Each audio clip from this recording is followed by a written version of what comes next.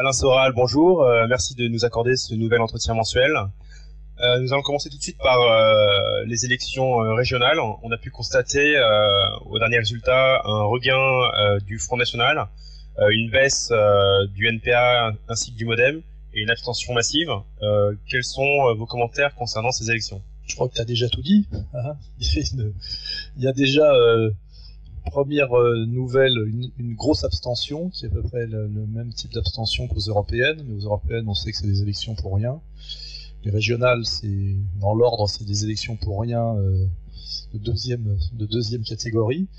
Et je crois que moi, la montée de l'abstention est une bonne nouvelle. C'est-à-dire que les gens ne croient de moins en moins dans la mascarade de l'alternance gauche-droite, là, et commencent à trouver que les élections est un mauvais spectacle, parce qu'on sait déjà que c'était un spectacle, mais en plus c'est un spectacle qui devient profondément inintéressant.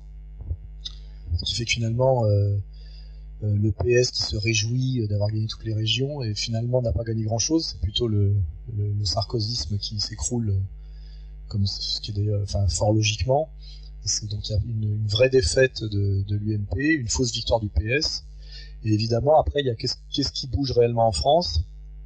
Il y a effectivement deux baudruches qui sont dégonflées, c'est la baudruche Bayrou et la baudruche Besancenot, qui sont deux faux leaders. Bayrou qui avait été monté de toutes pièces comme troisième homme pour priver Le Pen de ce rôle de troisième homme à la dernière présidentielle, et qui est censé incarner le centre, ce qui ne veut strictement rien dire, parce qu'on est déjà dans un gouvernement centriste en réalité, puisque Sarkozy est un républicain démocrate, il s'est fait élire à droite, il a coopté à gauche, et en fait il est ni de droite ni de gauche, il règne au centre, c'est-à-dire nulle part, et finalement Bayrou n'a aucune offre alternative à proposer, n'existe pas, et son mouvement orange, là, qui ressemble un peu aux pseudo-révolution orange à l'Est, est en train de s'écrouler progressivement et inéluctablement. Ce qui ne veut pas dire qu'on ne peut pas faire appel à lui en cas de crise pour une présidentielle, par exemple, parce que c'est comme un cheval dans une écurie. Les propriétaires de haras peuvent très bien le remettre en course à un moment donné, mais je veux dire, la baudruche qui avait été gonflée pour les présidentielles achève de se dégonfler logiquement. Donc si on ne lui remet pas un coup de pompe, ça va continuer à baisser. Et puis l'autre dont on peut se réjouir, c'est Besancenot, parce qu'on y est plus directement intéressé, puisque Besancenot est le faux candidat radical par excellence, qui est sur une ligne faussement antimondialiste, puisqu'il est immigrationniste et anti-frontière, et que tous les penseurs sérieux et de la gauche sérieuse, de Todd à Maurice Allais, ont bien expliqué qu'aujourd'hui le protectionnisme et le retour aux frontières étaient une démarche de gauche et absolument nécessaire pour lutter contre le mondialisme financier. Donc finalement, le petit jeu que Sarkozy voulait faire jouer à Besancenot, en essayant d'imiter le maître Machiavel Mitterrand, qui avait fait jouer ce rôle-là au Front National contre la droite, puisque finalement Besancenot devait jouer pour le PS ce que le Front National avait joué pour la droite sous Mitterrand, mais on voit que ça marche pas, puisque malgré tous ces sponsors au niveau du pouvoir, toutes ces aides au niveau médiatique avec Drucker, etc., Besancenot s'est complètement écroulé, et je pense que maintenant il va commencer à souffrir, parce que toute la gauche le rend responsable du refus d'y aller collectivement, ce qui est logique, puisque son boulot c'était de diviser. À l'intérieur de son propre parti, les gens qui n'étaient pas d'accord avec sa ligne bobo médiatique vont sans doute commencer à s'énerver. Donc moi je pense que Besancenot, là, il a un peu mangé son pain blanc et qu'il va souffrir. D'autant plus qu'on a Cohn-Bendit qui lui fait un boulot qu'il a toujours su faire de diviseur à gauche, et qui lui a un gros CV, puisqu'il était déjà dès 68 mandaté pour essayer d'aider à la liquidation du vrai anti-impérialiste qui était De Gaulle, et là il est en train de piloter les Verts, et je pense que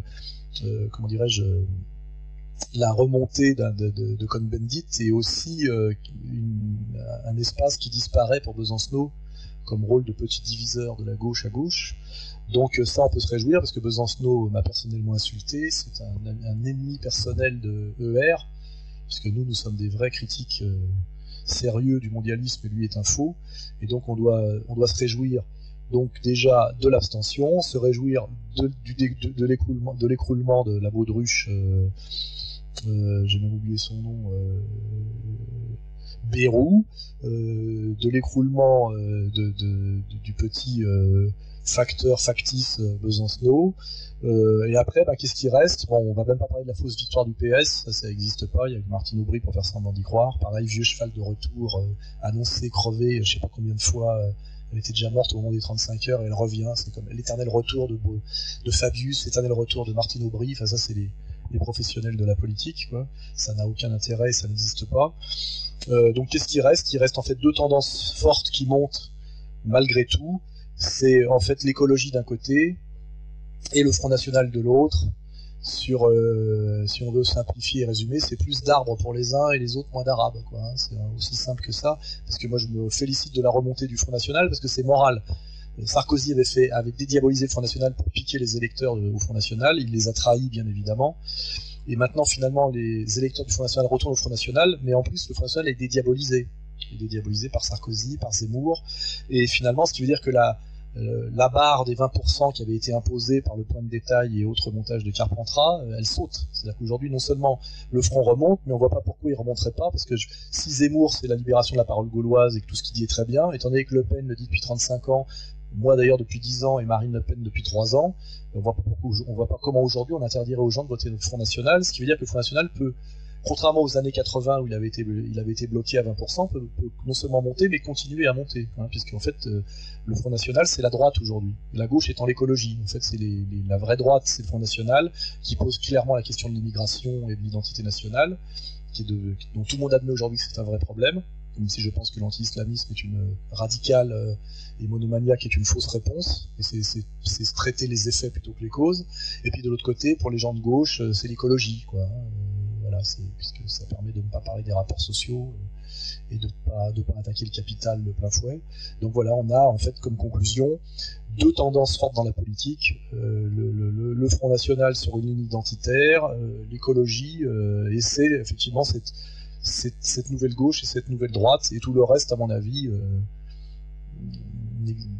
finalement n'existe qu'à la marge, quoi. Revenons un petit peu sur la polémique concernant Éric Zemmour, survenue après son passage dans l'émission Salut les Tariens, où il avait déclaré que la plupart des trafiquants étaient noirs et arabes. Ces propos avaient provoqué un tollé général de toutes les associations antiracistes et des médias officiels. Zemmour s'estimait victime de maccartisme, mais on a appris aujourd'hui que le Figaro avait finalement refusé de le licencier et que la LICRA, qui souhaitait le poursuivre en justice, a finalement renoncé après une simple lettre d'excuse. Alors, maccartisme ou théâtre? Oui, il est évident que... Bon, d'abord, Éric Zemmour dit la même chose depuis 20 ans à peu près, donc on ne peut pas dire qu'il ait changé de discours, contrairement à Finkielkraut, qui lui était parrain des SOS racistes, et membre d'honneur de la LICRA, parle de République tout en étant sur des radios communautaires. La différence quand même, c'est que Zemmour n'a pas de double langage, contrairement à Finkielkraut, et un des charmes de Zemmour, c'est qu'il a démonétisé Finkielkraut, c'est qu'on voit moins la de Finkielkraut, au moins on la voit moins, et ça c'est déjà bien. Donc Zemmour dit la même chose depuis 20 ans en réalité, donc la question qu'il faut se poser, c'est pourquoi aujourd'hui il est tellement poussé en avant, parce qu'en fait il y a Zemmour l'individu qui dit des choses que je dis moi avant lui, ou comme lui, que Le Pen a dit avant lui, etc. Et la question c'est pas Zemmour, c'est pourquoi, si le pouvoir existe, et le pouvoir c'est aussi les médias, pourquoi Zemmour est autant poussé en avant aujourd'hui, alors qu'avant il aurait effectivement il aurait rencontré des ennuis, et d'ailleurs à une époque il a eu des périodes où il a eu plus d'ennuis. Donc effectivement aujourd'hui, la persécution de Zemmour et du théâtre, parce qu'en vérité il est omniprésent, deuxièmement, on le voit bien, il est absolument pas persécuté, puisque finalement aujourd'hui il est même intouchable, puisque on a fait semblant de l'attaquer et on a vu qu'il y a eu des manifs de soutien, que la LICRA a renoncé, etc. Donc moi je prends acte qu'il y a une libération de la parole gauloise, que Zemmour incarne très bien, et qu'aujourd'hui il y en a un peu marre effectivement de cette chape de plomb d'interdit, etc., qui est montée crescendo depuis le milieu des années 80 jusqu'à aujourd'hui, et je me félicite de la libération de la parole gauloise. Et la question maintenant, c'est est-ce que cette libération de la parole gauloise va juste permettre à un juif de finalement montrer du doigt les arabes et les noirs? Voilà, c'est ça qu'il faut se poser comme question. Parce que ce que dit sur Zemmour, sur les dealers, etc., c'est pas faux. Mais un, c'est montrer les effets plutôt que les causes, et puis deux, ça apporte pas grand-chose pour la paix civile. Et puis trois, moi je me pose la question de savoir si Dieudonné, au nom de la même liberté, disait demain que c'est vrai que les Noirs et les Arabes se retrouvent majoritairement chez les dealers, et les petits délinquants. Est-ce que si Dieudonné disait par exemple que dans les délinquants financiers il y a majoritairement des juifs, ce qui est aussi vérifiable avec le procès du Sentier, l'affaire Madoff et le travail que fait Goldman Sachs à Wall Street, ce qui coûte d'ailleurs beaucoup plus cher, hein, est-ce que ça passerait aussi bien? Voilà, c'est ça que... Et est-ce qu'on n'est pas dans un deux poids deux mesures? C'est ce qu'il faudrait vérifier. Et puis quand je vois que Zemmour écrit une lettre à la LICRA pour s'expliquer avec M. Jakubowicz, je dis très bien, finalement on retire la plainte. Moi je conseille vivement à Dieudonné d'écrire aussi à Jakubowicz de la LICRA et dire on s'est mal compris, et puis que Jakubowicz retire sa plainte, puisque comme je sais, aujourd'hui la LICRA continue de persécuter Dieudonné, d'essayer de lui arracher le quartier de Cher, comme dans le Marchand de Venise, hein. Donc moi je trouve que Zemmour c'est très bien, mais que il faut que ça libère la parole gauloise pour tout le monde selon les mêmes règles. Et puis surtout je dis à Zemmour, à la limite il va pas assez loin, parce qu'une fois qu'il a dénoncé la mascarade de l'antiracisme et ce qu'a produit comme dégâts la haine de soi au niveau la haine de soi française et la destruction de l'assimilation, qu'ils disent qui a monté la combine, hein, qu'ils le disent jusqu'au bout. Et là il verra que ça va commencer à devenir plus difficile pour lui, parce que il va se retrouver face à sa propre communauté. Je pense qu'il le sait très bien d'ailleurs.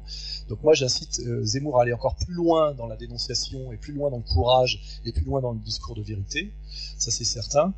Et puis j'aime bien Zemmour, et puisque j'ai noté qu'il aimait la France, tant mieux, parce que aujourd'hui grâce à Zemmour on a à nouveau le droit d'aimer son pays, d'aimer Louis XIV, d'aimer le baptême de Clovis, etc. Moi, ce que j'ai envie de dire à Zemmour, qui est un peu une petite ironie, mais parce que je l'aime bien, il y avait à l'époque de l'Action française des Juifs à l'Action française, comme à Lévis, et qui montraient leur amour sincère de la France en se convertissant au catholicisme. Puisque chacun sait qu'être juif, Elisabeth Lévy nous l'a répété récemment, c'est pas seulement une religion, c'est aussi un peuple, et c'est même une nation avec Israël. Vous voyez. Donc moi je dis que Zemmour doit aller jusqu'au bout, et qu'il doit se convertir au catholicisme, pour montrer qu'effectivement il n'est pas dans la double allégeance, qu'il n'a pas deux patries, parce que quand on aime la France comme il l'aime, on doit faire comme a fait Marcel Dassault à une époque, comme a fait Michel Debré, on doit se convertir au catholicisme. Donc j'attends maintenant que Zemmour aille jusqu'au bout de son assimilation, parce que lui aussi est un métis, et lui aussi est un immigré, il ne faut pas oublier, hein. Il vient du Maghreb, il est issu d'une double culture, et je voudrais qu'il s'assimile jusqu'au bout, je le souhaite, qu'il donne l'exemple, et qu'il se convertisse au catholicisme, pour montrer son amour sincère et total de la France, dont je ne doute pas. Concernant le livre d'Éric Zemmour, est-ce que vous l'avez lu? Et deuxième question, qu'est-ce que vous pensez de sa vision d'une France? Alors, je n'ai pas lu le livre d'Éric, parce qu'il m'a envoyé un mail l'autre jour en me demandant si je l'avais reçu en service de presse. Je lui ai dit non, et normalement il doit me l'envoyer. C'est que moi, contrairement à lui, je ne gagne pas des centaines de milliers d'euros par mois, parce que je suppose que s'il touche déjà 10 000 euros par mois pour ne pas y aller au Figaro, si on multiplie ça au moins par 6, il gagne beaucoup d'argent. Moi, pour pouvoir survivre, je suis obligé de créer moi-même un journal, le vendre moi-même, un peu comme le professeur Choron à la fin de sa carrière, qui est obligé de vendre gros dada à la criée. Donc j'estime normal, compte tenu du fait qu'on partage beaucoup d'idées, Éric Zemmour et moi, et qu'il m'en doit même quelques-unes, qu'il tienne sa promesse et qu'il m'envoie ce bouquin qu'il doit m'envoyer. Donc j'attends de le recevoir pour le lire.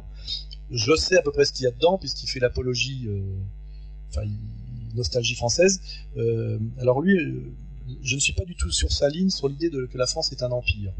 Moi, je suis beaucoup plus sur la ligne d'Asselineau, qui me semble beaucoup plus juste. La France est une proposition alternative et a toujours été une insoumission aux empires. Il y en a toujours eu deux, l'empire anglais et l'empire allemand. Hein. Même quand d'ailleurs l'empire allemand est incarné par le roi d'Espagne. Hein. Il y a de la culture, j'en ai aussi. Ceux qui veulent travailler le dossier peuvent le travailler. Vous verrez que la France échappe toujours à deux empires dominants, qui sont des empires. C'est soit le Saint-Empire romain germanique, soit la perfide Albion. Et donc la France ne peut être un empire que culturel, un empire d'insoumission. Et ça, c'est le discours d'Asselineau qui est beaucoup plus juste. Hein. La France est un modèle d'insoumission et peut être le leader des non-alignés et proposer toujours une troisième voie, ce que, à mon avis, De Gaulle avait parfaitement compris. Chaque fois que la France s'est lancée dans l'impérialisme, c'est déjà d'ailleurs l'avertissement que donnait Robespierre à la future épopée napoléonienne. La France, chaque fois qu'elle se lance dans une épopée impériale, elle perd tout. Hein. Elle finit beaucoup plus faible qu'après. C'est arrivé avec Napoléon. On a tout perdu à Waterloo. C'est la fin je suis d'accord avec Zemmour. On a tout perdu. La fin de la domination de la France, c'est Waterloo. Et Waterloo, c'est Napoléon. Et Napoléon, c'est justement l'erreur de vouloir propager la Révolution française par la force des baïonnettes. Il y a des discours de Robespierre excellents là-dessus. Il faut que maintenant Éric Zemmour, puisqu'il aime la France et qu'il la découvre, qu'il découvre l'autre Robespierre, pas celui de Michelet, mais celui qu'il pourra découvrir chez Lefebvre et Massin. Voilà, je vais lui donner encore des bouquins à lire. Je crois que c'est moi qui lui ai fait découvrir le bouquin de Simon Epstein sur la gauche dans la collaboration. Et je vais lui en faire encore découvrir d'autres qui lisent Massin et qui redécouvrent le Robespierre de Massin et Lefebvre et qui découvrent que Robespierre avait déjà vu à quoi mènerait l'épopée napoléonienne. Et donc je ne suis pas du tout d'accord avec Eric là-dessus. J'ai une grande nostalgie moi aussi de la grandeur de la France, mais la France n'a jamais été un empire. Chaque fois que la France a cru l'être, elle s'est déshonorée moralement et s'est écroulée même sur le plan de sa puissance économique et politique. Le deuxième exemple étant l'épopée coloniale française, qui s'est soldée par la liquidation de l'empire dans la honte et le déshonneur. C'est pour ça d'ailleurs que moi je suis très opposé à tout ce qui est réouverture du dossier de l'Algérie française, parce que je crois que dans cette épopée coloniale, il n'y a que des perdants. Voilà. La France s'est déshonorée. Ceux qui y sont allés, poussés par Jules Ferry, c'est-à-dire par la gauche, finalement, ont beaucoup travaillé, se sont fait foutre dehors ou assassinés. Et puis finalement, les Algériens, on leur a amené Jean-Jacques Rousseau et l'indigénat, ce qui n'était pas du tout compatible. Et quand on leur a proposé la citoyenneté française, c'est parce que c'était déjà trop tard qu'ils allaient nous foutre dehors. Et d'ailleurs, c'est parce que De Gaulle ne voulait pas le leur donner qu'il a renoncé à l'empire. Donc en fait, la France s'est déshonorée dans son épopée impériale. Elle n'a pas gagné d'argent, il faut le savoir. L'impérialisme français est économiquement foireux. Jacques Marseille l'a démontré. C'est pas du tout l'impérialisme anglais, qui est un empire au nom du roi d'Angleterre et de la Compagnie des Indes orientales, c'est-à-dire ce qui n'est pas un mensonge égalitaire, mais qui est par contre une entreprise commerciale bien menée. Donc nous avons échoué sur le plan idéologique car nous avons menti par rapport à nos valeurs, et nous avons échoué sur le plan économique parce qu'on n'a même pas gagné d'argent. Voilà, donc l'épopée coloniale française, ce que Zemmour appelle l'impérialisme français, n'est pas compatible avec le logiciel français, et moi j'incite les gens à aller voir les vidéos de monsieur Asselineau sur internet, et ils verront ce que c'est que quelle est la vraie nostalgie de la vraie France. Voilà. Et elle est chez Asselineau, elle n'est pas chez Zemmour. On vient d'apprendre récemment que le FMI devrait intervenir dans les prochaines semaines pour soutenir la Grèce en complément des prêts bilatéraux européens.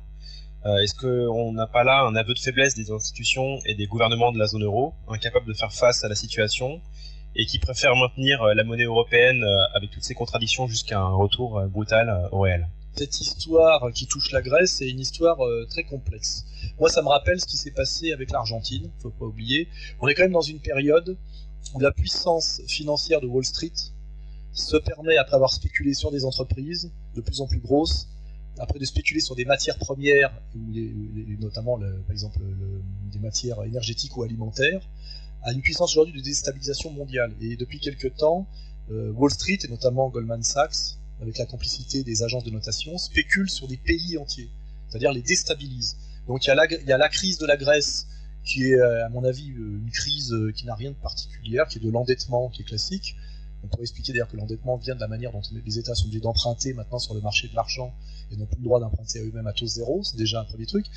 Mais dans un deuxième temps, la façon dont aujourd'hui les énormes banques spéculatives comme Goldman Sachs s'amusent à manipuler les États entiers pour faire de l'argent sur leur déstabilisation, c'est-à-dire spéculent sur les économies des pays. Et en fait, la crise de la Grèce, c'est d'abord un changement encore d'échelle dans ce à quoi s'attaquent les spéculateurs de Wall Street. Maintenant, ils s'attaquent aux États. Donc ça, il faut bien le comprendre.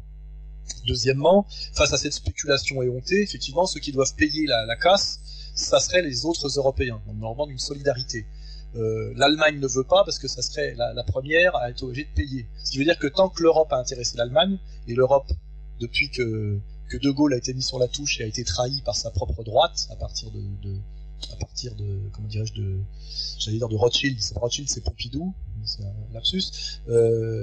L'Europe est pilotée dans les intérêts de l'Allemagne. Donc tant que l'Europe a été l'intérêt de l'Allemagne, l'Allemagne a fait en sorte que personne ne puisse en sortir. Aujourd'hui, que c'est l'Allemagne qui doit mettre sa main à la poche, finalement, elle dit en gros qu'elle pourrait même menacer de chasser de la zone euro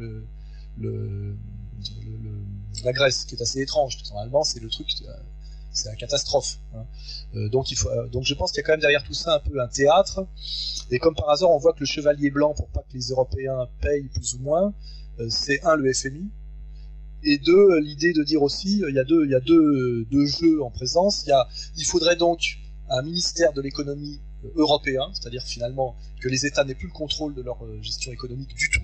Donc il y a un coup de force qui est fait pour que le ministère de l'économie européen devienne vraiment prennent vraiment les pleins pouvoirs sur les économies nationales. C'est un premier coup de force qui est fait en se servant de la crise portugaise. Et deuxièmement, que le FMI pourrait participer. Et là, on est quand même dans une logique qui ressemble un peu à ce que raconte Pierre Hillard, c'est-à-dire qu'on couple l'Europe à quelque chose qui est d'une échelle supérieure, qui est le mondial. Hein. C'est l'Europe qui travaille avec le mondial, et on sait très bien, si on a lu Pierre Hillard, comme il faut lire aussi ou écouter Asselineau, que l'Europe n'est qu'un marchepied du gouvernement mondial et du mondialisme, et que c'est en réalité la même chose. Donc on voit bien que là, il y a quelque chose qui se met en place qui ressemble au projet mondialiste. C'est d'un seul coup l'Europe qui s'accouple avec le FMI, qui est quand même une instance mondialiste d'échelle supérieure. Et donc il y a quand même un théâtre derrière cette crise, grecque, qui n'est pas qu'on pourrait espérer être l'éclatement de l'Union européenne et le retour aux nations, etc. Et c'est pas tout à fait ce qui se passe. C'est peut-être une domination encore plus grande des nations au niveau de leur perte totale de contrôle de leur ministère de l'économie, et aussi un couplage Europe du gouvernement mondial à travers la collaboration du FMI et de l'UE et de la BCE, etc. Donc c'est à mon avis comme ça qu'il faut analyser la situation. Et ceux qui rêveraient que l'Europe éclate en ce moment grâce à la Grèce, puis l'Espagne, puis peut-être même la France, et que finalement tout le monde sorte de la zone euro, c'est pas, en tout cas je pense pas que c'est la volonté des technocrates de Bruxelles qui ont tous fait des stages et des études et qui ont tous été financés par les Américains. Pareil, si on regarde les vidéos d'Asselineau, on découvre ce que c'est que l'Europe en réalité. C'est une officine mondialiste pilotée par les Américains.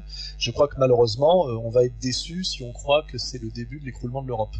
C'est la fin plutôt, c'est une étape supplémentaire à travers une crise orchestrée de soumission de plus des pays européens à une instance mondialiste, exactement comme la crise de Wall Street a renforcé le pouvoir mondialiste de Wall Street sur le dos des peuples du monde qui payent l'addition. Hein. C'est plutôt ça qu'il faut, c'est plutôt comme ça qu'il faut voir les choses. Et là encore, j'espère me tromper. Hein, je suis pas, j'ai pas la science infuse, mais j'ai une certaine expérience de la roublardise des instances mondialistes.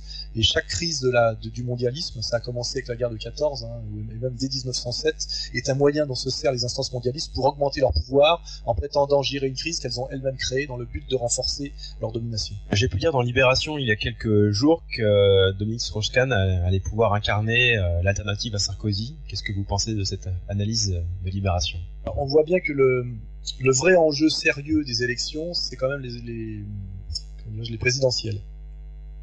En ce moment, on a un Sarkozy qui est de plus en plus cuit et dont il est possible qu'il ne se représente pas. Et les puissants qui nous dominent, leur but, c'est de garder la maîtrise de la domination, la mainmise sur la France. Et ça se fait comme en Amérique par la fausse alternance.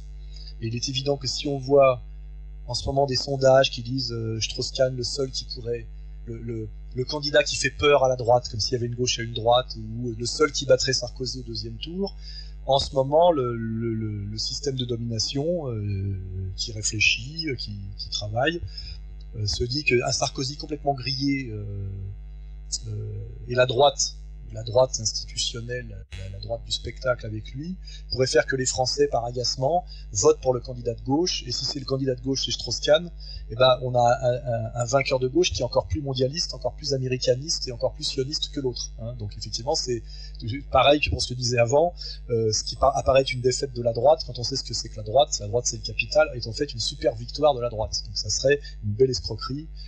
Et effectivement, peut-être que c'est un des coups que prépare la domination mondialiste. C'est pas pour rien, à mon avis, que Strauss-Kahn est patron du FMI depuis 5 ans. C'est pas pour rien que Sarkozy a validé son élection à la tête du FMI. Un Strauss-Kahn qui arrive comme le chevalier blanc pour mettre d'accord, régler la lutte interne des primaires, où en ce moment les gens du PS se luttent entre eux et s'affaiblissent réciproquement. Lui se tient à l'écart, il revient dans la dernière ligne droite comme le sauveur, auréolé d'une maîtrise de l'économie mondiale, et n'ayant pas pris part à la bagarre affaiblissante.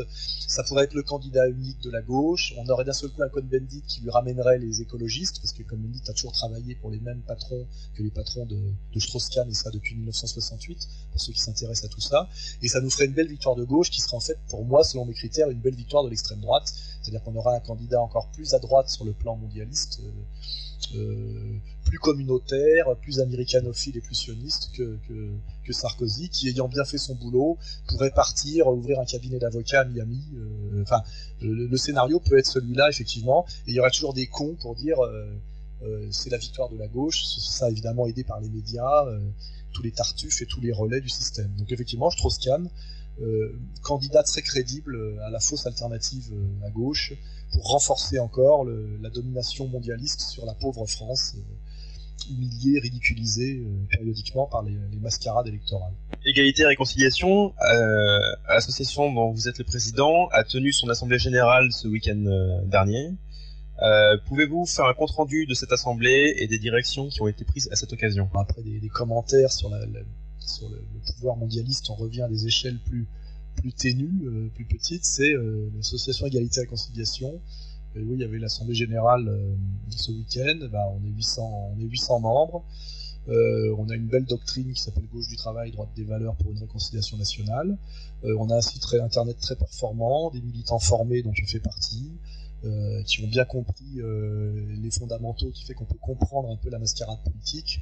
Ce qui n'est pas facile si on écoute les candidats de gauche et de droite traditionnels, y compris Besancenot, peut-être un peu moins Mélenchon, mais quand même un peu, parce que ces gens-là savent que s'ils disent tout, ils sortent du système.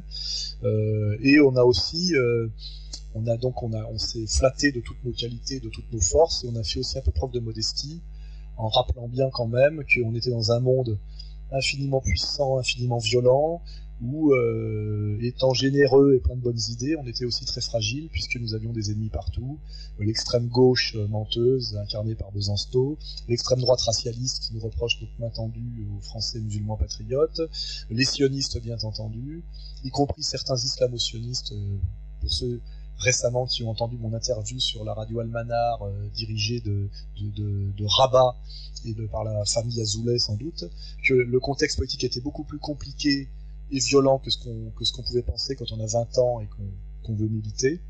J'ai un peu rappelé ça à mes militants, parce qu'il est mon devoir, moi, de ne pas envoyer mes militants au casse-pipe, et donc on a rappelé ce qu'on savait faire, de l'agitation propagande intelligente, de l'information, de la pédagogie, des vidéos, de l'affichage qui peut être de talent, qu'on va développer encore. Donc c'était une assemblée de réorganisation, où on a reposé un peu nos objectifs, et où on a bien rappelé quand même à ceux qui ne l'avaient pas compris qu'on n'avait pas les moyens de prendre le pouvoir demain, que de toute façon, même si on le prenait, on ne saurait pas trop quoi en faire, parce qu'on n'est pas là on est là pour éclairer les gens et les aider à échapper à la domination par le mensonge, et pas pour essayer de remplacer une domination par une autre. Donc nous faisons notre travail d'éclaireurs, de producteurs de concepts, de diseurs de vérité, même parfois quand ces vérités peuvent même d'ailleurs nous gêner nous-mêmes, hein. Et ça s'est très bien passé. Donc on a axé sur la réorganisation, sur la formation et sur le talent. Et la synthèse, c'était on doit être absolument radical sur le fond, mais on doit être très, comment dirais-je, quelque part situationniste sur la forme, hein. Sinon, de toute façon, on emmerde les gens, on fait peur, on prête le flanc à toutes les manipulations médiatico-policières. Et il était temps, effectivement, ça s'appelle une crise de croissance, il était temps de faire le bilan de 3 années d'existence, de voir ce qui avait été bien dans ce qu'on avait fait, de ne rien regretter bien sûr, mais de faire en sorte de continuer à avancer et à grandir. Et je crois que c'était ce qu'on a fait ce week-end était nécessaire pour que nous continuions à grandir. Nous sommes 800 aujourd'hui, je pense que nous serons peut-être 2000 dans assez peu de temps si nous mettons en pratique ces quelques petites modifications dans l'organisation et dans les objectifs que nous avons mis en place et fait voter à la majorité lors de notre assemblée de ce week-end. Voilà. Donc longue vie à égalité et réconciliation sur la ligne gauche du travail, droite des valeurs pour une réconciliation nationale.